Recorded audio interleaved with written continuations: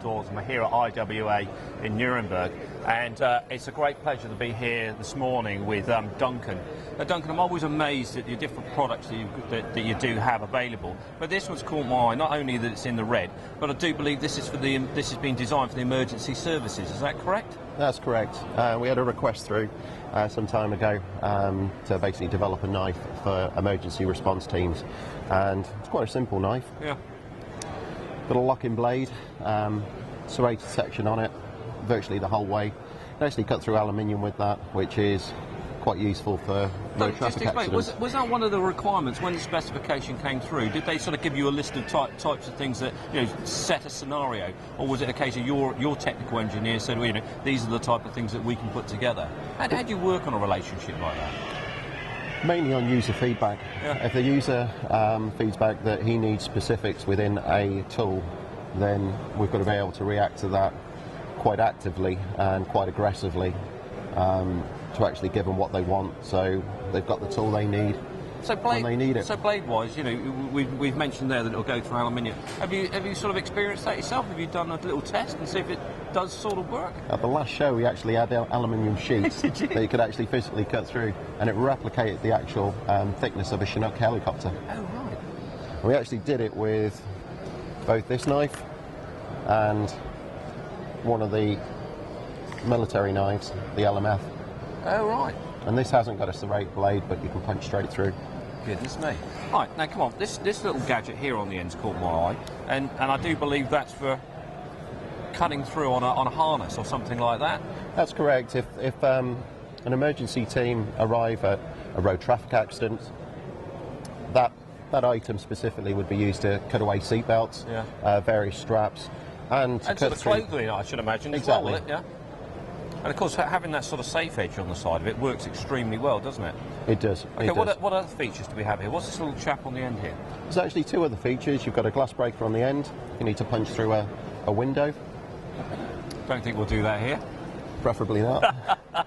And also, this little cutout here is for actually turning on an oxygen bottle. Oh, is it? So you can actually use it as a key. So it's got a key mechanism as well. So I have to say, it's fascinating. The amount of different tools that you do have for jobs here is just quite phenomenal. Okay, leading on. Now, this has caught my eye this morning. Now, this isn't just a traditional multi-tool. I do believe this has been designed for the guys that are sort of more rifle orientated. This unit's issued out to US forces, US law enforcement, and the key features with this, yes, it's combining some of the tools that you may need with, let's say, a rifle within a multi-tool. Yeah. You've got your conventional items in there, such as your blades and various screwdriver, can opener. Can a very important one, that It one? is, yeah. Where would you be without a bottle of bud opener? Quite right, too. Flathead screwdrivers, normal locking blade. And where this differs, got a sight adjustment tool. Oh, right. Now, this can be switched around depending on which rifle you have. Oh, I see. And any other particular features that we have on that as well? Yeah, we've actually got a carbon scraper as well, so if you need to get into your working parts, scrape away the carbon from the gas part, it's ideal for that. Breech blocks.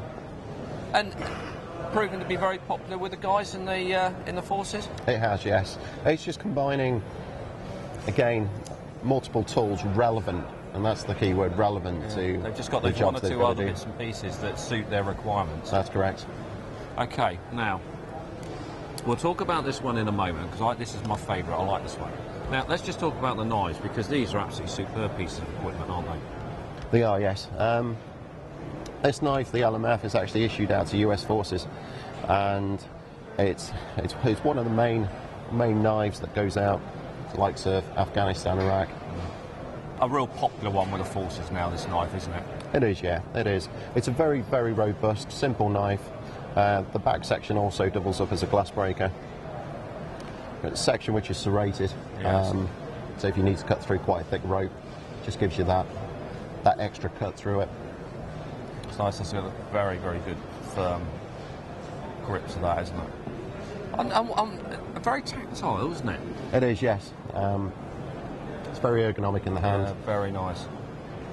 Very nice. And the holster itself is quite an interesting piece of equipment, because I know when it clips in, it really does clip in well, doesn't it? It is. This is designed for, it's actually rated for airborne use, which basically means that as well as having their standard clip-in section, yeah. you've actually got 2 retention webbing straps. All right, so that holds it in again. Actually holds it in.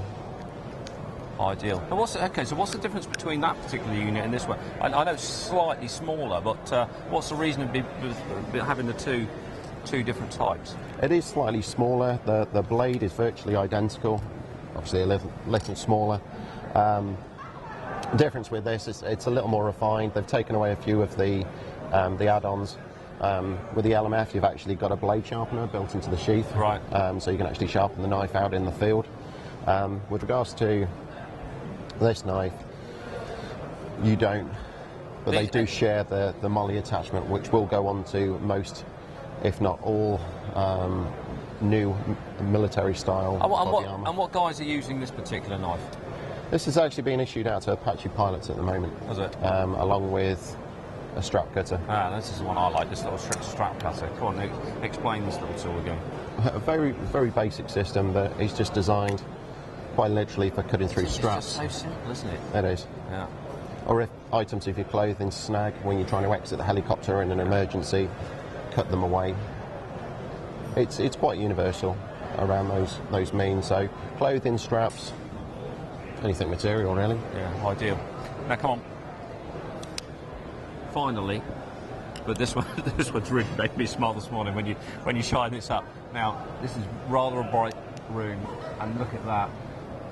Now, come on, explain Gerber's reasoning in developing such a high-powered torch and it's so small. The Cortex was mainly designed to basically punch out as much lumen as possible in a compact form. This actually outputs 450 lumen. Now, the good thing about this, if you're in the field or you're a law enforcement officer, sometimes you may not have the supplies or backup to supply you with CR123 batteries. So if you haven't got CR123 batteries, this will actually run on AA batteries. Will it? So it's quite universal in respect to that's a nice touch, isn't it? What you can place into it to power it. Yeah. And is this available for the general public as well, this particular item? It is, yes. Yeah. It is, yes. I can see that being really well received. I think it's a really not lovely torch, but goodness me, isn't it powerful? It is, yes. Fantastic. Duncan, thanks very much indeed explaining the ranges. Never cease to amaze me just how many different variants that you have. Thanks very much indeed. Thanks very much. Appreciate it. Thank you.